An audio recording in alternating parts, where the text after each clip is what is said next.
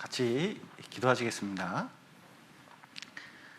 사랑과 은혜가 풍성하신 하나님 아버지, 죄 가운데, 멸망 가운데, 또 지옥 가운데 있을 수밖에 없었던 저희를 주님의 피로 우리의 모든 죄를 사하시고 우리를 구원하신 감사드립니다. 우리가 마지막 때, 또 어두워지는 때에 살고 있습니다.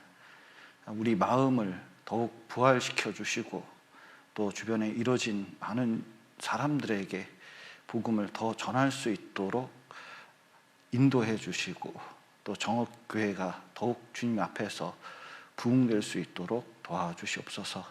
오늘 찬양대 모임으로 모였습니다. 함께 해주시고 주님의 은혜를 나눌 수 있도록 도와주시옵소서.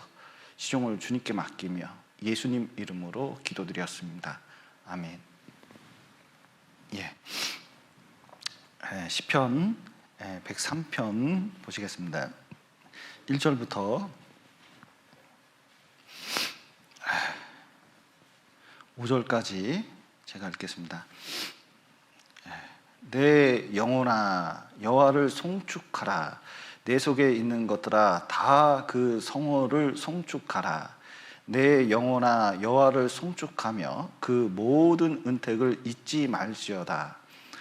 저가 내 모든 죄악을 사하시며 내 모든 병을 고치시며 내 생명을 파멸해서 구속하시고 인자와 긍휼로 관을 씌우시며 좋은 것으로 내 소원을 만족해 하사 내 청춘으로 독수리같이 새롭게 하시는도다. 오늘은 이제 찬송가 21장을 배우려고 합니다. 찬송가 21장 한번 보시죠.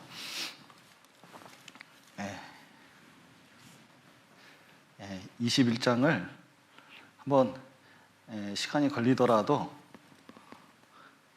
다 읽어보고 싶지만 나중에 끝날 때 찬송가 21장 한번 불러보시겠습니다. 그래서 찬송가 21장 이렇게 보시면 그 제목 밑에 시편 103편 1절에서 6절 이렇게 이제 돼 있는데, 시편 내용과 이 찬양의 내용을 가지고 오늘 또 찬양대 교제를 해보도록 하겠습니다. 마지막 때가 될수록 이제 시대는 점점 어두워져서 사람들의 행태가 무자비하고 무정해질 것을 성경은 말씀하고 계십니다. 그래서 사회가 이렇게 발전되고 물질 문명이 이렇게 발전돼도 마음을 나누고 또 서로에 대해서 위해주는 마음, 그 훈훈한 마음들은 점점 식어져 가는 것은 사실입니다.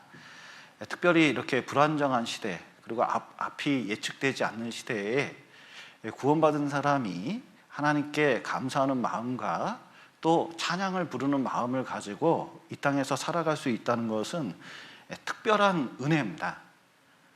우리가 정말로 하나님께 감사한 마음을 갖고 은혜 가운데 있고 찬양을 부르면 우리 속에 들어올 수 있는 그 비판하는 마음, 그리고 비난하는 마음들, 불안한 마음들, 걱정, 근심이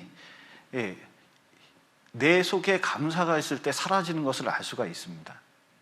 그래서 주님께 찬양하는 마음이, 또 감사하는 마음이 가득 차면 마치 어두운 마음에 등불을 켜는 것과 같고 또 마음이 밝아진다는 것을 알 수가 있습니다. 특별히 시편을 읽어보면 시편 내용을 잘 읽어보면 굉장히 큰 고난 속에 있는 사람들이 많이 있고, 시편 3권 같은 경우에는 시편이 150편 중에 5권으로 이루어졌습니다. 그 중에 3권이 있는데 3권은 정말 비통한 가운데 시편을 기록했다는 것을 알 수가 있습니다. 완전히 망할 때, 신앙적으로도 완전히 어떻게 할 수 없는 그때에 하나님께 찬양하고 있다는 것을 알 수가 있습니다. 나머지 시편도 마찬가지입니다. 어려운 중에 찬양을 할 때, 특히 낙심될 때 하나님을 찾는 마음을 가졌고, 또 처음에는 힘들고 어려웠지만 끝내는 하나님께 오히려 찬양을 드리는 그 마음을 갖게 된다는 것을 알 수가 있습니다. 특별히 여기 이제 송축하라 되는데, 송축하라는 지난번 이제 그 찬양대 모임 때도 기뻐하며 경배하세라고 했는데, 송축을 지금 시대의 말로 바꾸면 기뻐하며 경배하사입니다. 그리고 쉬운 말로 바꾸면 찬양하라거든요.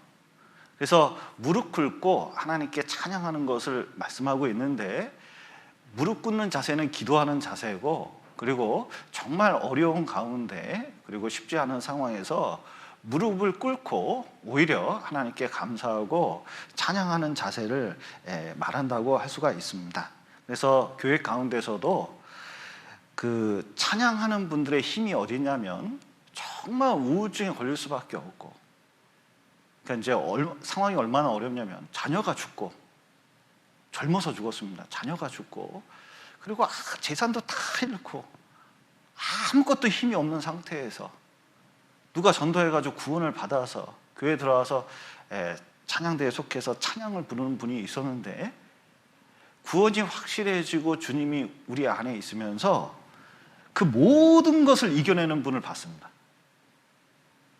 그러니까 찬양이 악한 상황에서도 일어날 수 있는 힘을 준다는 것을 알 수가 있고, 그리고 그런 어려움이 아니더라도 찬양을 계속 부르고 하나님께 감사드리는 그 와중에 진짜 천국의 기쁨을 이 지상에서 누리는 분들도 많이 봐왔습니다.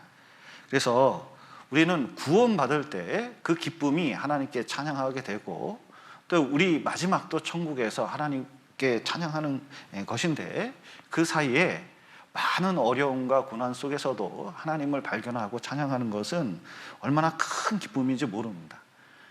특별히 다 찬양하여라, 여호와를 송축하라, 이렇게 이제 찬송가와 성경에서 이제 말씀하고 계신데, 시편 103편을 이렇게 이제 읽어보면 그 안에 하나님께 대한 요구사항이 없다는 걸 알 수가 있습니다. 우리가 기도할 때 이거 해주시고 저거 해주시고 요거 해주시고, 또 이런 상황을 풀게 해주시고, 또 내 주변 사람들에게 변하게 해주시고, 뭐 등등등등 많은 기도를 합니다. 그러나 시편을 잘 읽어보고, 특별히 103편 같은 시편을 잘 읽어보면 하나님 자체에 대해서, 우리를 구원하시는 하나님 자체에 대해서 정말 찬양을 하고 또 기뻐한다는 것을 좀 알 수가 있습니다. 우리 신앙생활 가운데서 그 하나님께 정말 하나님만의 생각으로, 하나님을 깨달음으로 찬양한다면 그것은 정말 하나님이 기뻐하시는 찬양이 되고, 또 나와 하나님 사이에 정상적인 아주 긴밀한 관계가 됐다는 것을 보여줄 수 있습니다. 아버지가 생일이었습니다. 그런데 아들이 생일인 걸 몰랐어요. 넌 생일도 모르냐? 너 얼마 있어? 돈 내놔. 이러면 돈을 받았습니다. 그러면은 기쁘겠습니까? 안 기쁘겠습니까? 옆구리 찔려서 받는 게 뭐가 기쁘겠어요? 우리 징계받고 돌아오고 이렇게 조금 이제 하나님께 돌아오고 또 하나님을 안다고 하는 것이 하나님께는 얼마나 큰 기쁨이 되겠습니까? 그러나 아버지를 사랑해서 생각지도 않았는데 정말 준비를 하고 마음을 다해서 진짜 말을 준비하고 사랑한다는 표현을 한다면, 그 아버지는 아무 요구사항 없이 자기를 사랑하는 그 자녀를 깊이 사랑하게 될 거라고 생각이 듭니다. 그래서 우리도 진정으로 주님만을 사랑하고 또 하나님 때문에 찬양을 하는 그 마음이 우리 생활을 빛나게 하고, 또 이 어려운 세상에서 한 걸음 한 걸음 내딜 수 있는 힘을 준다고 생각됩니다. 특별히 여기 이제 그 시편 103편을 보면 103편 1절을 보시죠. 내 영혼아 여호와를 송축하라. 지금 찬송가대로 하면 여호와를 다 찬양하여라, 이렇게 이제 되겠습니다. 내 속에 있는 것들아 다 그 성호를 송축하라, 이렇게 말씀하셨는데, 여기 보면 내 영혼아 여호와를 송축하라 말씀하셨습니다. 여기 찬양할 때 입으로 찬양을 합니다. 그런데 성경에서는 내 영혼아 찬양하라 하는 것은 입으로만 찬양하는 것이 아니라 여기 밑에 보면 내 속에 있는 것들아 다 그 성호를 송축하라 말씀하셨을 때 내 속에 있는 것들아가 뭐냐면 내 인격, 그러니까 전인격이라고 보통 어려운 말로 얘기하는데 성경대로 말하면 내 마음을 다하고 목숨을 다하고 뜻을 다하고 힘을 다하여 주를 찬양하라고 성경은 말씀하고 계십니다. 이 마음 속에 내 영혼 속에 내 속에서 문제가 생기면 찬양이 안 나옵니다. 입으로는 찬양하는데 뭐 찬양대라 찬양은 하지만 속상한 일이 생기고 진짜 삶에 문제가 생기고 또 어떤 경우에는 죄에 빠지는 경우도 있잖아요. 그러면 찬양하고 싶어도 찬양이 안 나오고 오히려 탄식이 나오고 원망이 나오고 고민이 나오는 경우가 얼마나 많습니까? 이런 가을날 정말 삶 속에 고통이 있는 분에게 같이 이제 봉고차를 타고 가는데 그 단풍을 보고요, 참 저보러 너무 아름답지 않냐고 제가 이러니까 산 가운데 자식 때문에 고민하는 분이 뭐라 하냐면 아름답긴 뭐가 아름답냐고 저한테 그러더라고요. 저 깜짝 놀랐거든요. 근데 그 얘기 듣고 이거는 아무리 좋은 환경, 아무리 아름다운 것이 우리 주변에 있어도 사실은 마음속이 원망과 불평으로 가득 차 있고 또 하나님이 그 속에 있을 수가 없잖아요. 그러면 찬양이 나올 수가 없습니다. 사실은 자기 영혼에 문제가 있는 거거든요. 다윗은 여러 고난이 있었습니다. 진짜 눈물, 그리고 미친 척을 해야 되는 경우도 있고 정말 어려운 경우도 많이 있었는데 죽을 위기가 얼마나 많았습니까? 놀라운 것은 그 어려운 상황에서도 다윗은 자기 영혼으로 하나님을 찬양했습니다. 그리고 하나님께 가까이 갔거든요. 정말 어려운 상황 속에서 마음을 다하고 힘을 다하고 목숨을 다해서 그리고 힘을 다 해가지고 뜻을 다 해가지고 모든 것을 동원해서 찬양을 했다는 것을 알 수가 있습니다. 우리는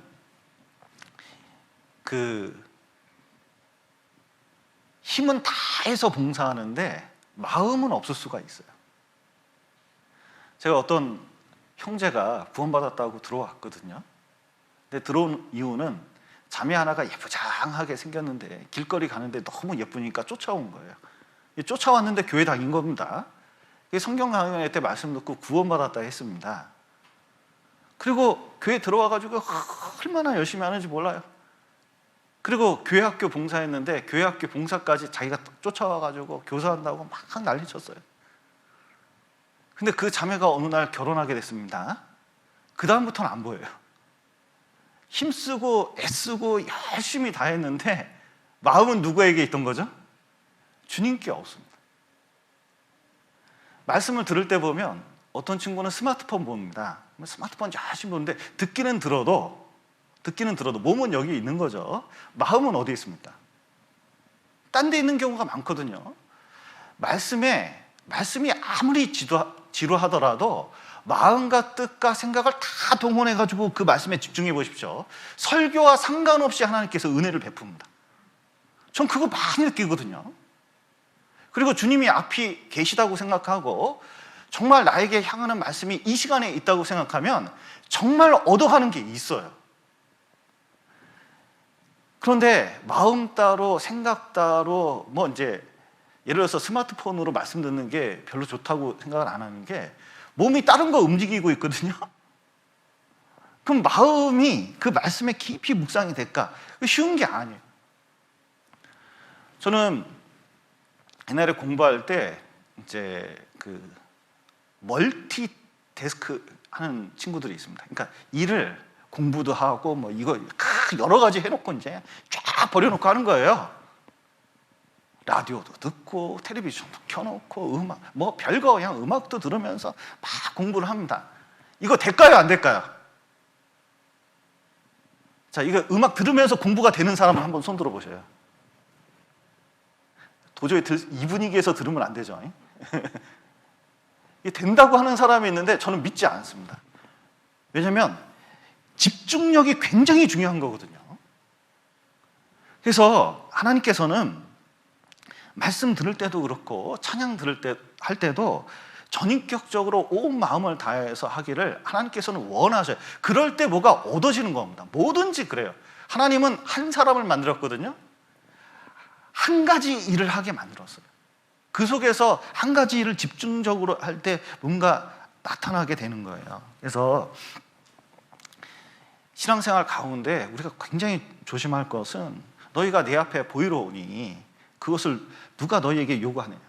내 마당만 밟을 뿐이라 그랬는데 몸은 있고 사실은 마음은 떠나 있고 또 뜻을 자기 삶의 목적을 다 하지 않고 온 힘을 다하지 않을 때 얻어질 수 있는 것은 없고 찬양은 더군다나 안 돼요. 왜냐하면 내 속과 영혼이 실제로 하나님께 온 마음 다해 가 있지 않기 때문에 그런 한 것입니다. 그러면 얻을 수 있는 은혜도 없는 것이죠. 사실은 찬양할 마음도 없는 것입니다.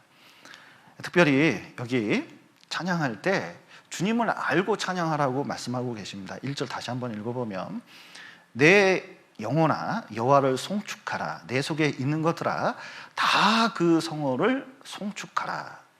여기 성호라고 되어 있는데 이름입니다. 하나님의 이름을 묵상하고 그리고 그 뜻을 깨닫고 하나님께 찬양하라고 말씀하고 계시죠. 여러분, 이름과 직함은 그 사람 인격을 나타내 주는 경우가 많이 있습니다. 그래서 자녀들이 결혼할 때 누구 만나고 있다고 만약에 생각을 해보죠. 우리 교회에서는 쉽지 않은 일인데 그러면 당장 부모님은 뭐 물어봅니까? 예를 들어서 내 아들이 28살짜리인데 결혼하겠다고 그래요. 28살 너무 젊은가 요즘? 그러니까 30살인데 결혼하겠다고 그래요. 누구 자매하고 결혼하겠다고 그럽니다. 그럼 당장 여러분은 뭐 물어보겠습니까? 몇 살이야? 42이요. 그러면 이제 충격을 받겠죠. 벌써. 그리고 뭐냐면 봉사직분, 그 다음에 직장 뭐 등등을 물어볼 거예요. 그것을 통해서 그 사람 인격을 생각할 수 있기 때문에 그렇습니다. 다윗은 다윗을 알려면 직함만 알아봐도 금방 알 수 있어요. 목동이었죠? 그리고 전사였죠? 군인이었습니다. 왕이었고 시인이었습니다. 그리고 음악가였어요. 그러면 다윗이 어떤 사람인지 대체적으로 알 수가 있거든요. 하나님의 이름은 하나님이 어떤 분인지를 잘 알려줍니다.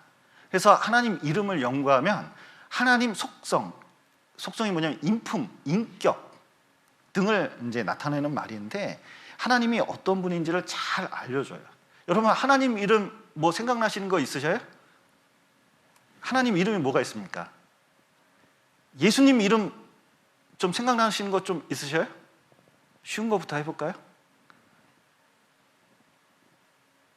하나님 이름. 자, 하나님 이름 뭐가 있죠? 마스크를 쓰셔가지고 여호와 또 뭐 있습니까? 엘로힘. 그다음에 또 뭐가 있습니까? 아도나이. 또 뭐가 있죠? 여호와 이레, 여호와 샬롬 해가지고요 이름이 100가지가 넘어요.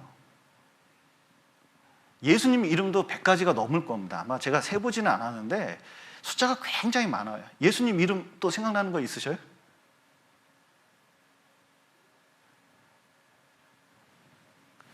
뭐가 있죠? 문, 양의 문이죠. 또 뭐가 있습니까? 길, 빛, 말씀 등등 하면요 예수님에 대한 이름이 얼마나 많은지 몰라요. 그게 예수님이 어떤 분인지를 그대로 나타내는 것이거든요. 그래서 그 이름 자체가 우리와의 관계를 나타냅니다. 예를 들어서 내가 제 아내한테 애인이라 그러면 벌써 관계가 애인이었다가 아내가 됐다고 얘기해 보십시오. 지금은 내 여자친구야 얘기했다가 지금은 아내야. 그러면 벌써 관계 자체가 달라졌다는 것을 이름이 보여주고 있습니다. 그래서 실제로 하나님과 우리가 하나님 부를 때 나를 구원하신 하나님 이렇게 이제 말을 할 수가 있는데, 삶 속에서 여러 상황 속에서 하나님 이름이 바뀐다는 것을 알 수 있어요. 그리고 내 삶 속에 어떻게 역사했는지 알게 됩니다. 아브라함 같은 경우에는 창세기 13장에서 하나님 이름을 여호와 하나님이라고 불렀습니다.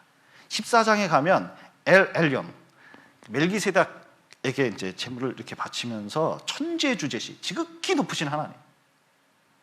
얼마나 높으시면 나 같은 사람이 이 많은 대적들을 쳐가지고 이길 수 있도록 했을까? 진짜 하나님 이름을 엘 엘yon, 지극히 높으신 하나님이라고 했거든요. 그리고 15장에 가면 아도나이, 주라고 부릅니다. 그리고 창세기 17장에 가면은 엘샤다이, 정말 나를 강건케 했다. 그리고 정말 21장에 가면 엘 올람, 그리고 22장 가면 그 유명한 여호와 이삭 죽이면서 양이 탁 나왔죠. 그리고 그때 뭐라 그랬죠? 여호와 이레, 여호와 이레.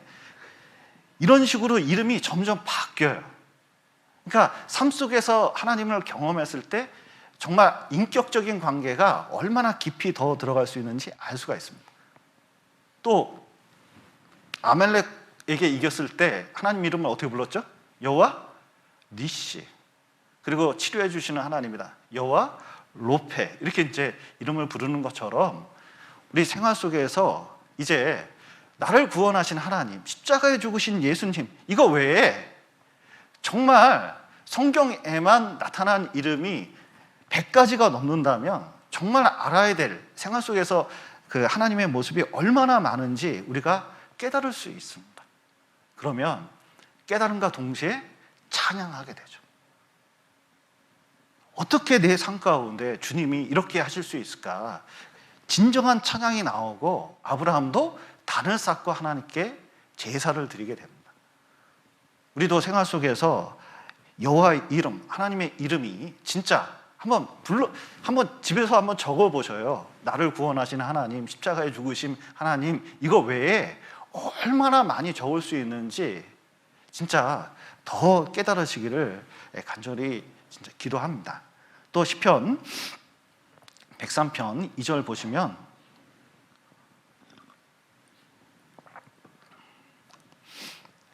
여호와를 송축하는 여기 이 마음에 대해서 말씀하십니다. 내 영혼아 여호와를 송축하며 그 모든 은택을 잊지 말지어다. 찬송하려면 가장 중요한 게 우리 마음을 은혜 가운데 두는 게 얼마나 중요한지 몰라요. 이 마음을 은혜 가운데 두고 여기 한번 보실까요? 여기 한번 보시겠습니다. 히브리서 13장 9절입니다. 정말 이 말씀을 너무 좋아합니다.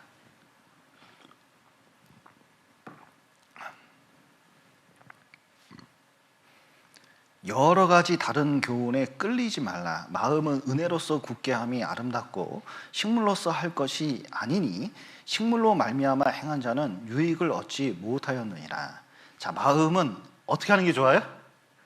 은혜로서 굳게. 그러니까 완전히 은혜로 꽂혀버리는, 완전히 은혜 가운데 자기 마음을 두려고 하는 것이 얼마나 중요한지 몰라요. 그래야 은혜 가운데서 찬송이 나오거든요. 대중가에 심취한 사람 보십시오.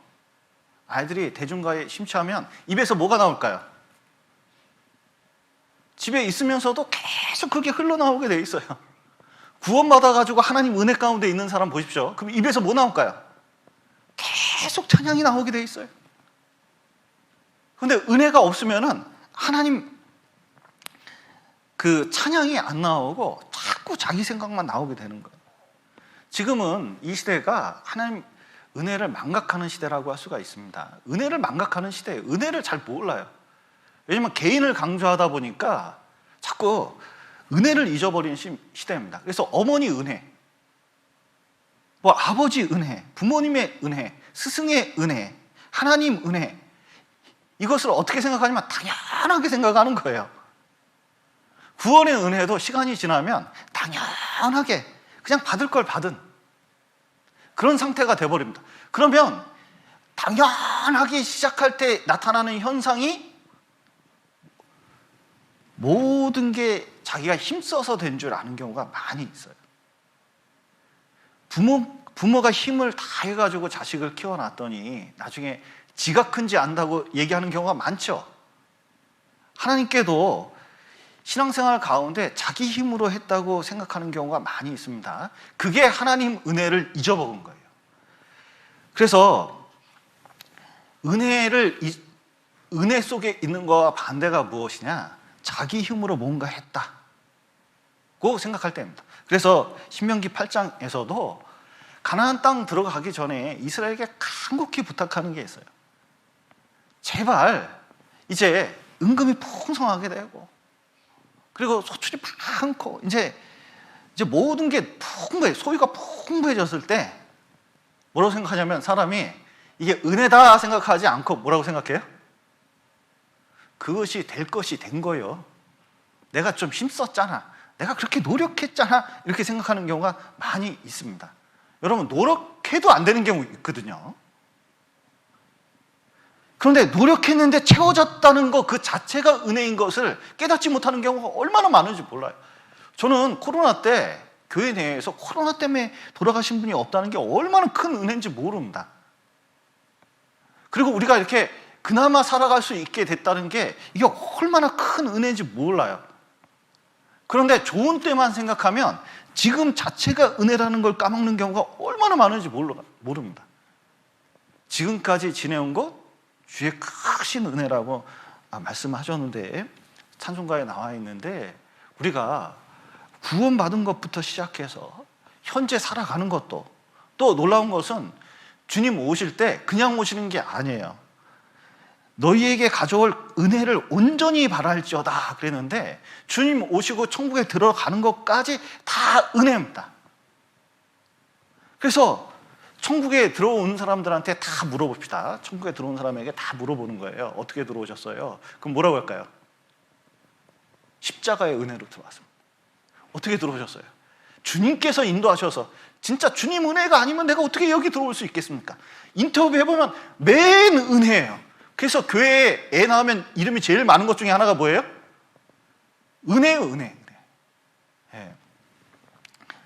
그래서 심지어 고난 속에서도 주님을 잘 묵상해보면 바울사도가 얘기합니다. 나의 나된 것은 모두 하나님 은혜라 이제 얘기하고, 또 우리 찬송가 말고 또 무슨 찬송이 있죠? 은혜 찬송이 있잖아요. 정말 은혜를 잊어먹으면 안 돼요.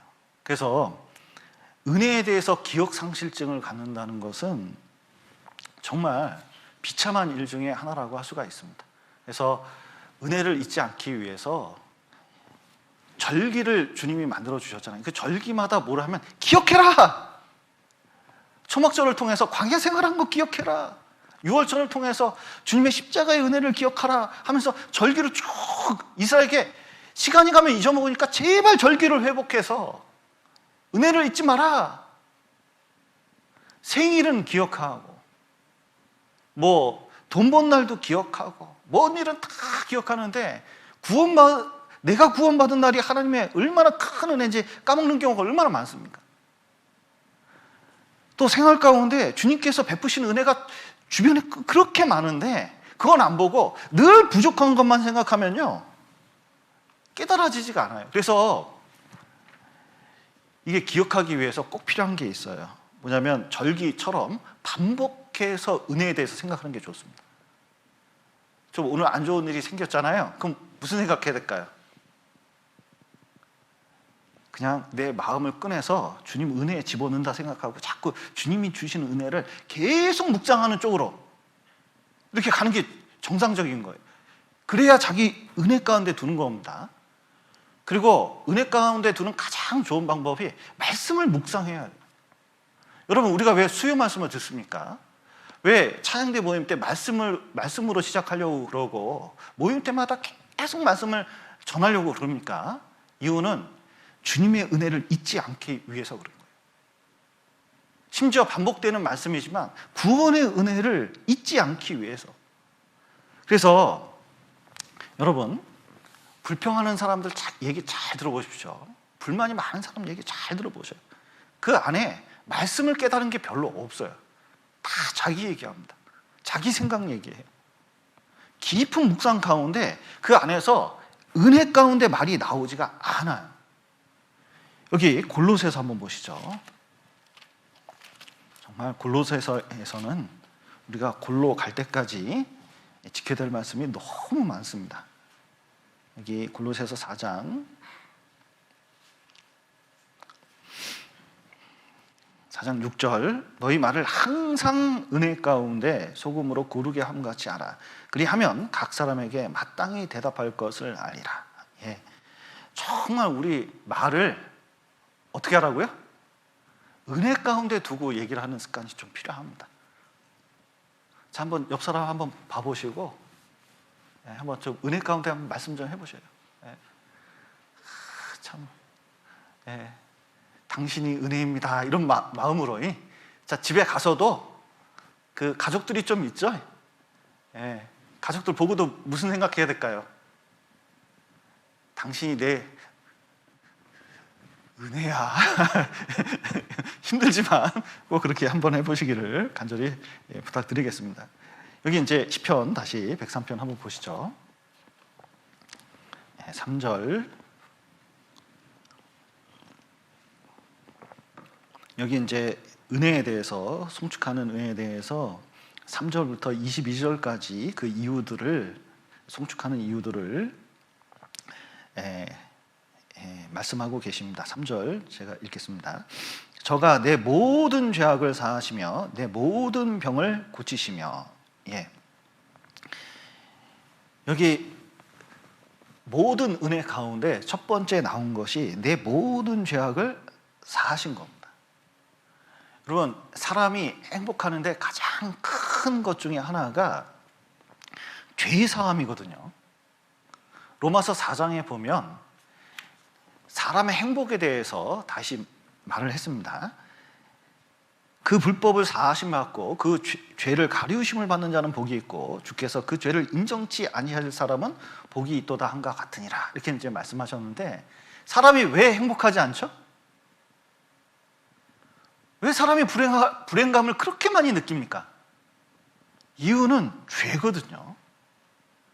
여러분, 죄 사함 없이, 영혼 구원 없이 전인격적으로 하나님께 내 영혼으로, 내 속으로 하나님을 찬양할 수 있냐? 저는 불가능합니다. 그건. 자기 열심으로 공로로 하나님께 찬양을 할 수 있어도 주님 은혜 가운데서 하나님을 찬양한다? 어불성설이라고 생각해요. 그런데 구원을 받으면 시키지 않아도 찬송가를 찾게 되고 그 찬송이 진짜 내게 돼요. 그리고 정말 하나님께 다가가려고 그럽니다. 왜냐하면 죄가 얼마나 심각한 건지 깨닫게 되거든요. 구원의 은혜가 그걸 깨닫게 해줍니다. 그래서 사람 사는데 이 찬양도 보면 죄가 들어온 사람은 찬양 자체가 없어요. 그냥 교제도 안 나오려고 그러는데 맨 표정이, 죄가 들어오면 표정 어떻습니까? 어두워. 간증도 없어요. 피하려고만 해요. 그러니 무슨 찬양이 있겠어요? 그런데 죄 사함을 다 받고 죄 문제가 해결되잖아요. 그러면 마음이 확 밝아지는 거예요. 여러분, 인생에 행복하게 하는 데는 돈이 많고 적고의 문제가 아니에요.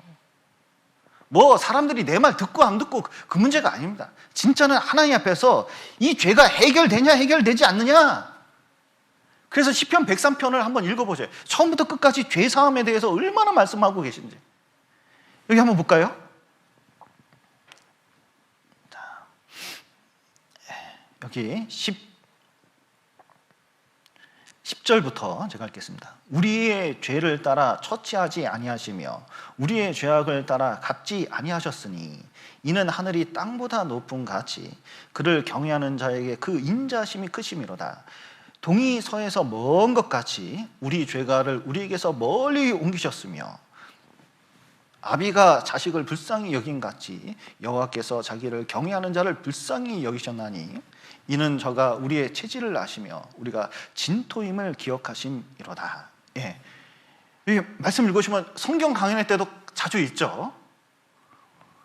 우리를 얼마나 사랑하셨으면 동이 서에서 먼 것 같이. 여러분 딱 해놓고 동은 동쪽으로만 가려고 그럽니다. 서는 서쪽으로만 가려고 그래요. 우주 공간에서. 그럼 만나는 경우가 있을까요? 없을까요? 만날래야 만날 수가 없어요. 우리의 죄를 완전히 옮기셔 놔가지고 깨끗이 처리했다는 것을 깨닫게 됩니다.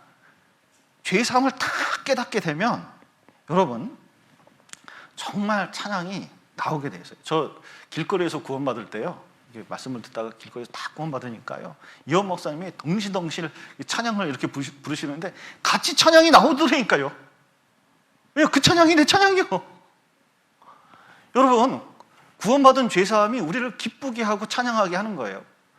빌립보서 보면 바울이 나는 항상 기뻐한다고 말씀하시거든요. 기뻐한다는 표현을 16번 이상 합니다. 아니 뭐가 그렇게 기뻐해? 몸은 아파 죽겠지. 그 몸 아파가지고 에바브로 디도가 자기 수발을 들 정도거든요. 감옥에 있지, 춥지. 그리고 뭐 형제들 중에서 자기 비판하는 형제도 있지. 매 맞은 그 40에 하나 감한 매를 또 얼마나 맞고 죽을 고비를 얼마나 넘기고, 그러면요 뭐 그렇게 기뻐할 일이 있어요. 맨날 이제 하나님 나한테 왜 이러세요 할 판인데. 그런데 바울 사도가 늘 기뻐하는 이유는 뭐죠? 여기 한번 보시죠. 디모데 전서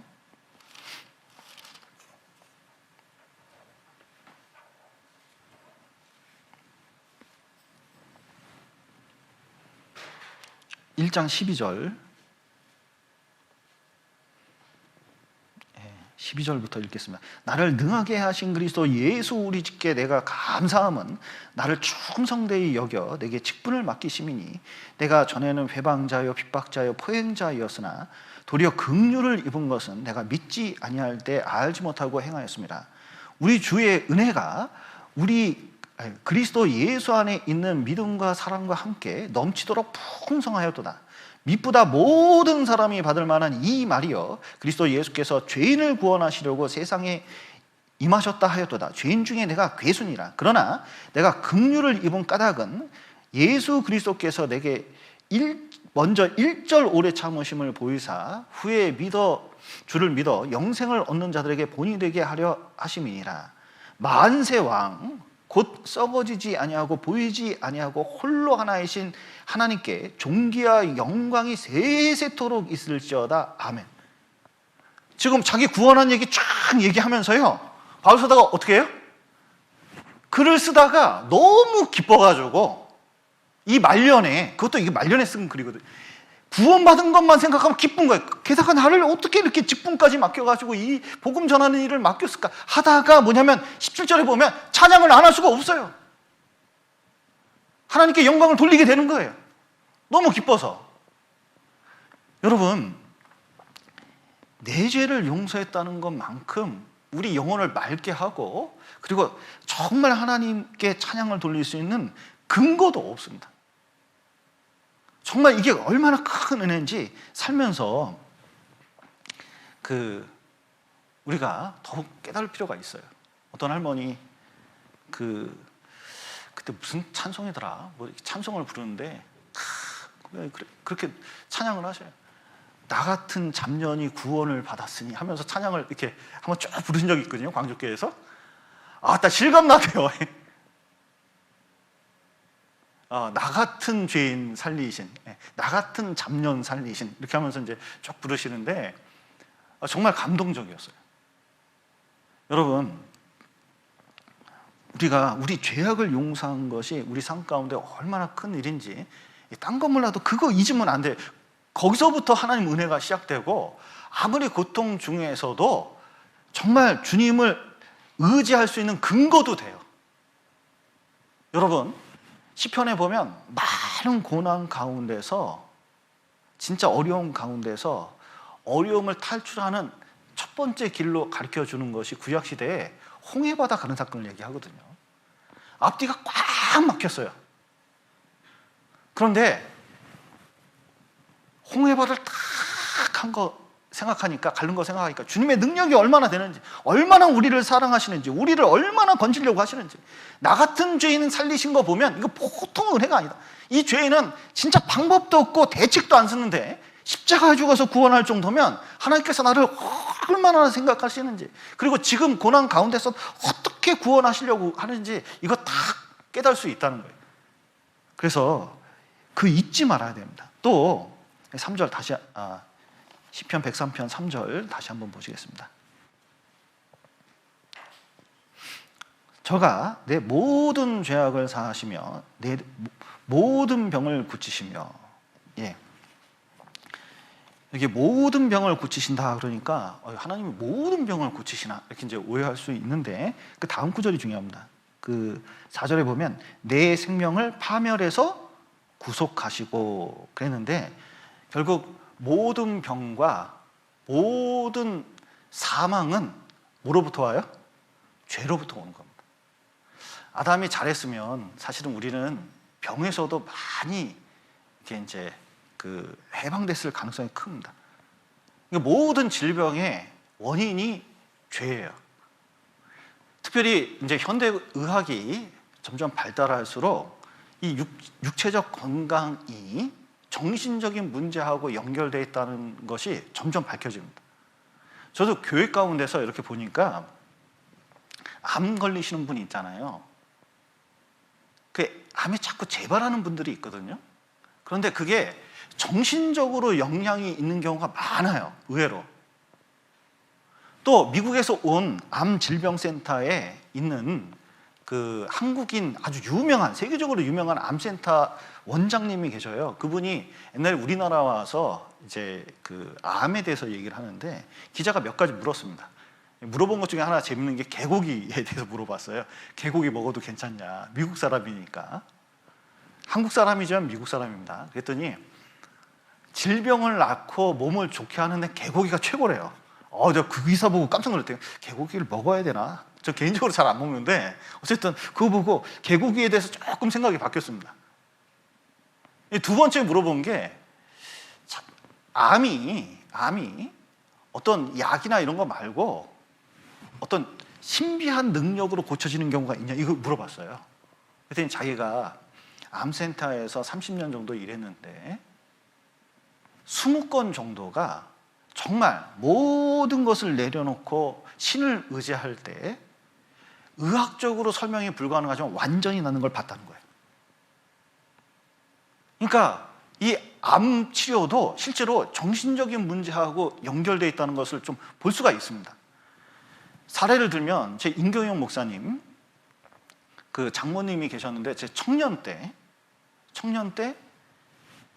6개월 산다고 내려오셨어요, 장모님께서.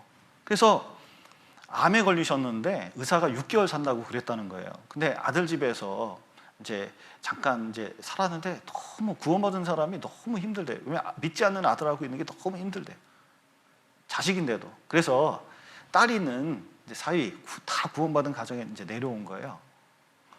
분명히 6개월 사신다 그랬거든요, 의사가. 6개월 지났는데 멀쩡하셔요. 근데 교회 다니시는데 너무 표정이 밝으셨어요. 발령 나서 가셨는데 안 돌아가셨어요. 그리고 한참 지나서 만났는데 안 돌아가셨어요. 자기 수명 다 하고 최근에 돌아가셨어요. 저도 청년이라 세월이 안 지난 것 같지만 세월이 많이 지났습니다. 근데 충분히 살다가 돌아가셨어요. 자연사 하신 거예요. 그리고 최근에 어쩌다가 그 광주 그 하남교회를 들리게 됐습니다. 우연히 이제 지난번에 들리게 됐는데, 거기 몇몇 형제자매를 만나게 됐는데, 그분도 뭐냐면 오래 사시지 못한다 그랬어요. 분명히 제 송박교회 때 한번 뵀거든요. 근데 그날 그거 보고 늘 궁금했는데, 그날 보고 얼마나 좋은지 몰라. 더 멀쩡해. 더 적극적으로 전도하면서 살아요. 그거 보면서요, 야, 세상에 아무리 질병이 있더라도 정말 죄 문제가 해결되고 하나님 앞에서 정말 이 마음이 올바르게 돼 있으면 세상 사람이 이해하지 못하는 일이 우리 가운데 일어날 수 있다는 게 믿어지더라고요. 그리고 우울증 걸려보셔요. 우울증 걸리면 우울증뿐이 아니라 몸이 처지면서요, 온갖 질병이 오기 시작합니다. 그러니까 정신과 육체가 완전히 이게 우리는 연합되어 있기 때문에, 살면서는 연합되어 있기 때문에 서로 영향을 주는 거예요. 그런데 정말 죄 사함을 받고 우리 마음속에 진짜 은혜 가운데 두면 일단 기본적으로 스트레스가 많이 사라집니다. 참 주님이 주시는 큰 은혜 가운데 하나인 것 같아요. 그 자체가. 왜냐하면 정말 생명이 늘어나요. 미국에 이제 이름은 거론하지 않겠습니다. 제가 이 목사님을 안 좋아해요. 별로 좋아하는 목사님은 아닌데, 그런데 이 사람이 폐병으로 6개월 동안 누워 있었거든요. 그런데 같이 감사기도 하면서 쫙 했더니 이 폐병이 거짓말같이 나왔어요. 그러니까 이런 일들이 많이 있습니다. 그래서 우리가 그 신앙생활 가운데 죄 사함을 받고, 그리고 삶 속에서 죄 문제가 해결됐대. 자 보세요. 인간관계에 문제가 있습니다. 그 용서 못할 일이 있어요. 그런데 진짜 마음속에 진정한 용서를 딱 해버리고 내 삶의 태도와 자세를 딱 바꾸면요, 많은 것이 달라져요. 많은 것이 달라져 진짜. 그래서 우리의 모든 질병도 우리 사고 방식이나 마음가짐하고 연관이 된다는 것을 기억할 필요가 있습니다.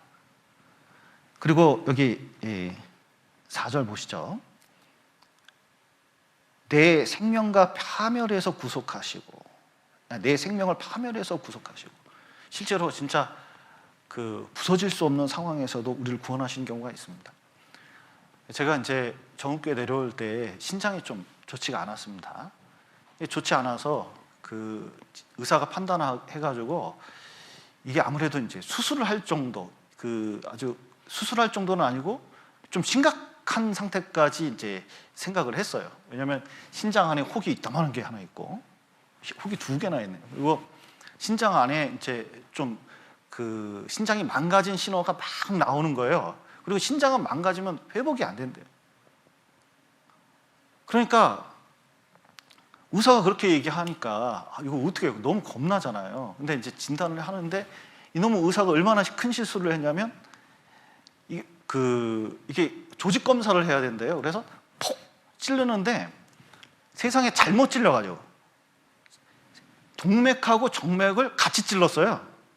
신장을 찔러야 되는데 그 혈관을 양쪽 다 찌르고 그 신장을 찌르는 바람에 핏줄이 정맥하고 동맥하고 연결이 된 거예요. 그러면은 보통 5년 정도 지나면 신장을 바꿔야 된대요. 이게 이제 삶이 엄청 안 좋아지는 거예요. 이게 투석해야 되고 막 보통 문제가 아니거든요. 진짜 놀라운 것은 그 2달 만에 요 동맥과 정맥이 연결된 그 부분이 저절로 막혔어요. 근데 의사가 얘기하는데 이거는 저절로 막히지 않으면 의사가 어떤 방법을 써도 안 된다는 거예요.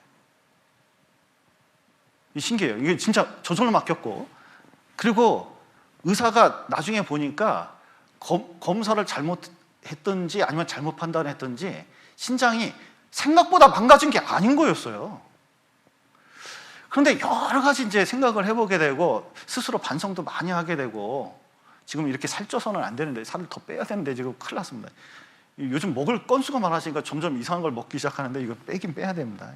갑자기 왜 이런 얘기를 하는지 모르지만, 그런데 놀라운 것은 정말 생명이 파멸될 수도 있었는데 하나님께서요, 이유는 모르겠는데 하여튼 나아졌어요. 저는 이게 기적이라고 생각합니다. 우리 삶 가운데 그런 일이 있을 때 얼마나 하나님 앞에 간절하고 또 나왔을 때 하나님께 얼마나 찬양이 되는지 몰라요. 하나님께서는 우리 삶 가운데 역사하시고 우리를 구원하는 게 틀림없고, 여기 한번 4절 다시 읽겠습니다. 내 생명을 파멸해서 구속하시고 인자와 긍휼로 간을 씌우시며. 탕자가 집에 돌아왔을 때 아버지가 한 일이 뭐냐면 가락지 끼우고, 가락지 뜻이 뭐죠? 약속입니다. 아들이다. 그 옷을 입혔습니다. 옷 딱 입혔습니다. 신발을 신겼어요. 그래서 소를 잡았어요. 그러니까 완전히 아들로 인정해 주는 거거든요. 우리를 구속했는데 우리를 구원하셨습니다.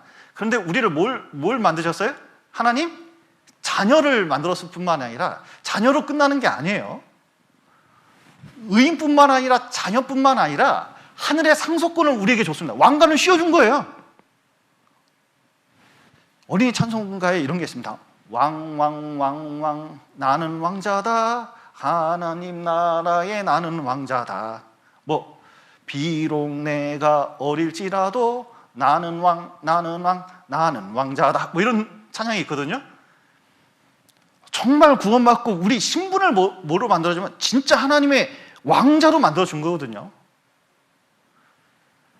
그리고 큰 영광을 준 겁니다. 인자와 긍휼로 관을 씌우신 거하고 마찬가지예요. 그래서 우리가 하나님 앞에 얼마나 큰 존재인지 깨닫게 된다면, 여러분 이게 살면서는 그런 자존감을 잘 느끼기가 어려울 수 있는데 정말 그 신분 자체가 얼마나 존귀한 건지 깨닫게 되면 찬양할 수밖에 없어요. 마치 거지 하나를 왕자로 선택해가지고 입양시킨 거하고 똑같은 거거든요. 생각하면 생각할수록 찬양할 수 있습니다. 이 다윗이 무비보셋이라는 그 요나단 사울 집안의 그 손자가 있었습니다. 이 무비보셋은 다윗이 제일 싫어하는 게 절름발이었어요. 그러니까 사실은 이제 죄인의 표상입니다. 그 죄인은 이 성 밖에만 살게 돼 있기 때문에, 게다가 다윗한테 들키면은 무비보셋은 이제 죽게 되는 거거든요. 죽는다고 생각했어요. 왜냐면 정적이었으니까 정권 잡으면 그 전 정권은 다 멸살되는 거거든요. 그래서 다윗이 정권 잡았다고 다 소문이 알려진가 동시에 유머가 무비보셋을 데리고 가다가 떨어뜨려가지고 떨어진 때 희한하게 무릎고 고기 어디죠? 이거 무릎이 아주 돌덩어리에 탁 닿아가지고 떨어져가지고 무릎이 파쇄되는 바람에 양다리가 다 절뚝발이에요. 절뚝발이에요. 이게 어감이 안 좋은데, 이게 요즘 말로 장애인, 어떻게 표현을 해야 될지 모르겠습니다. 이게 사실은 좀 성경에 지금 말하기에는 좀 사람을 모독하는 것 같아서, 그렇지만 하여튼 좀 이해해 주시고 부탁드리겠습니다. 성경에 이렇게 돼 있으니까 뭐 누구 모멸감 주려고 절뚝발이라고 하는 건 아닙니다. 그런데 죄인의 상징으로 성벽 안에 들어오길 원하지 않았는데, 단지 요나단의 아들이라는 걸 생각해가지고 무비보셋을 데려와가지고 다윗의 상에서 먹게 하거든요. 정말 개 같은 나를, 나 같은 것을 어떻게 이렇게 그 왕상에서 먹게 하는가. 왕상에서 먹는다는 건 아들이라는 뜻이에요. 그리고 사울에 있는 모든 그 재산과 권한을 다 줘버렸어요. 그러니까 그리고 나중에는 다윗이 어려움에 빠져 압살롬에게 쫓겨날 때도 무비보셋은 다윗을 배반하지 않았습니다. 정말 하나님 앞에 우리가 이 자격을 얻은 것이 얼마나 큰 은혜인지 생각해 볼 필요가 있습니다. 또 5절 보시죠. 5절. 좋은 것으로 내 소원을 만족해 하사 내 청춘으로 독수리같이 새롭게 하시는도다. 좋은 것으로 내 소원을 만족해 하사. 자, 어떤 사람이 찬양할 수 있냐? 마음속에 만족하는 사람. 불만족한 사람은 찬양하기가 어렵겠죠? 그런데 내 소원을 만족해 한다 할 때, 여기 빌립보서 2장을 보시겠습니다.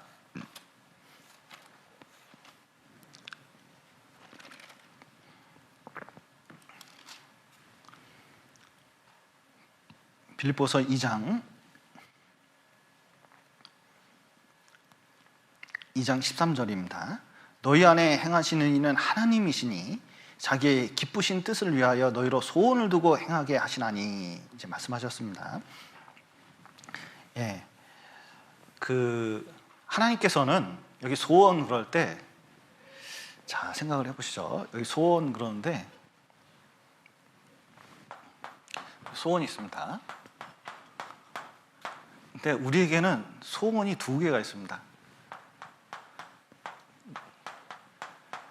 내 소원이 있고 하나님의 소원이 있거든요. 그러면 하나님의 소원이 크겠습니까? 내 소원이 크겠습니까? 하나님의 소원이 크겠죠. 하나님은 나라는 사람이 있는데 내가 원하는 바가 있습니다. 근데 더 큰 가치와 목적, 의미를 우리에게 두고 계셔요. 요나는 자기는 진짜 싫어요.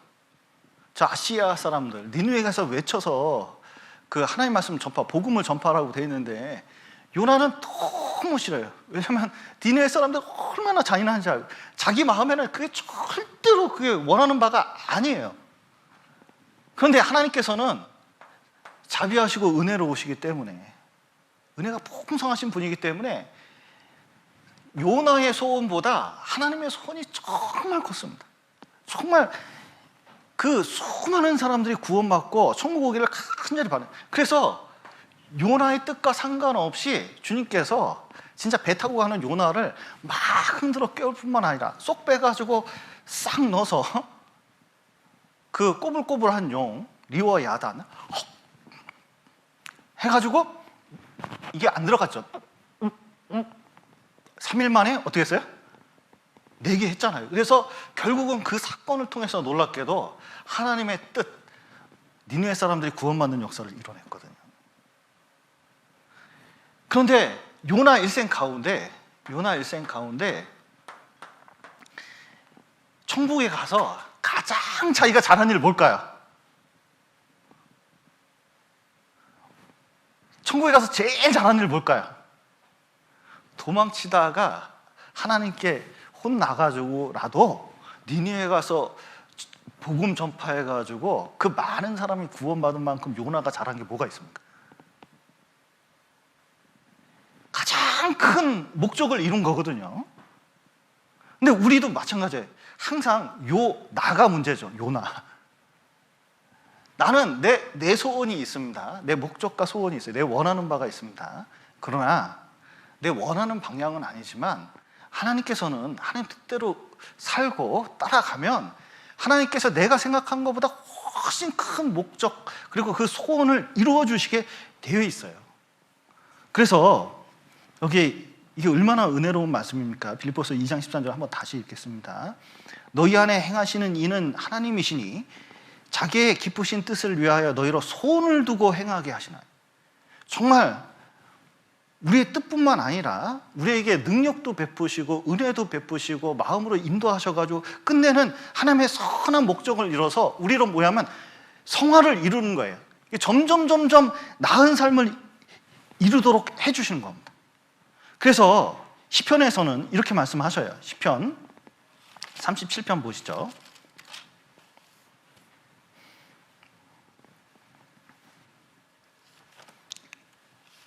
시편 37편 4절 제가 읽겠습니다. 또 여호와를 기뻐하라. 저가 내 마음의 소원을 이루어 주시리로다. 너의 길을 여호와께 맡기라. 저를 의지하면 저가 이루시고. 사실은 하나님께 모든 목적과 생각을 다 맡기고 너무 안달복달 하지 말고 정말 하나님 목적대로 다 살면 놀랍게도 내 목적과 방법으로 살면 요나처럼요 불만족이 충만해요. 어떻게 이렇게 하지? 어떻게 이런 일이 이런 연속으로 있을 수 있습니다. 근데 하나님께 맡기면 바울사도 보셔요. 여러 일 과정 속에서도 충분히 만족해요. 다윗 보십시오. 여호와는 갑자기 시편 23편 한번 보시죠. 여호와는 23편 1절 여호와는 나의 목자시니 내가 어떻다고요? 부족함이 없어요. 불만족이 없다는 거예요. 다시 얼마나 고생했습니까?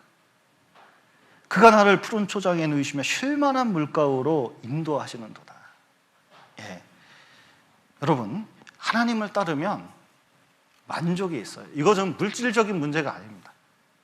이건 영혼의 문제고 그리고 하나님에 대한 믿음의 문제예요. 그러면 이제 시편 다시 103편 5절 마지막으로 보겠습니다. 5절 내 좋은 것으로 내 소원을 만족해 하사. 왜냐하면 주님이 내 편이시면 그 자체로 만족인데요. 내 청춘으로 독수리같이 새롭게 하시는도다. 예, 우리를 독수리처럼 점점 힘을 나서 살 수 있도록 합니다. 여러분, 그 독수리가 올라갈 때 이렇게 올라갑니다. 한번 이사야도 읽어보실까요? 독수리 나왔는데 이사야를 한번 보시죠. 이사야 40장, 우리가 잘 아는 말씀 한번 찾아보겠습니다. 40장 31절.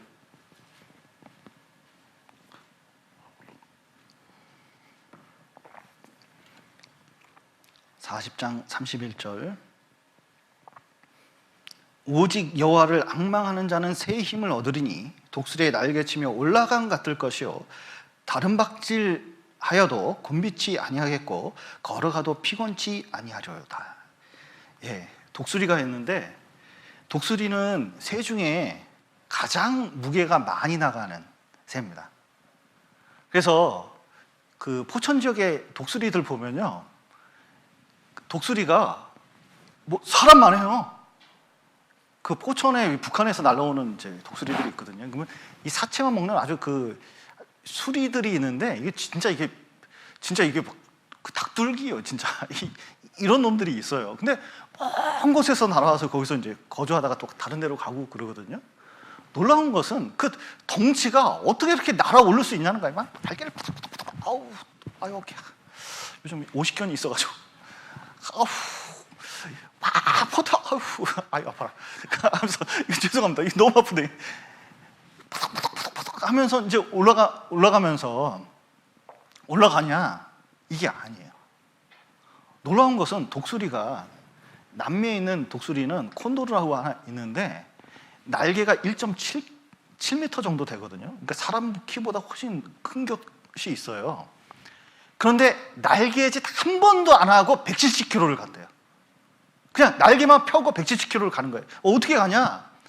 독수리가 보통 광야 같은 데서 절벽에서 이렇게 삽니다.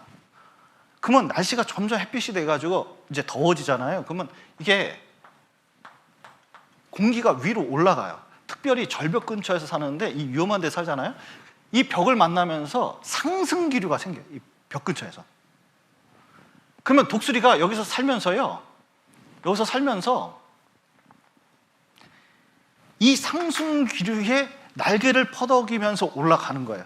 그러면 쫙 올라가면 그 상승 기류가 높이 올라가잖아요. 그러면 날개만 피면 퍼덕거릴 필요도 없이 쫙 아래를 보면서 날아갈 수가 있어요.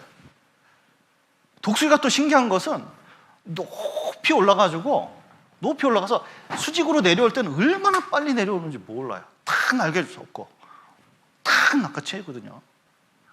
그런데 여호와를 앙망하는 사람은 어떠냐? 놀랍게도 여러 가지 삶의 짐이 있고 무게가 있고 힘이 드는데 이상하게 성령의 힘으로 진짜 주님 의지하고 감사와 은혜 가운데서 마음을 쭉 두잖아요. 그러면 붕붕붕붕 떠요. 파도가 많이 쳐도 예수님이 그 위에 서 있는 것처럼 놀랍게도 쫙 올라가서 믿음 가운데 있잖아요. 그러면 그 환난과 어려움과 많이 있어도 그 위에서 쫙 내려오면서 세상에 아무 힘 들이지 않고 그 먼 거리를 날아가면서도 유유히 살아갈 수 있는 거예요. 이 구원받은 사람이 우리가 힘을 받는 것은 우리의 힘만으로는 너무 힘들어요. 이 세상 살아가기가.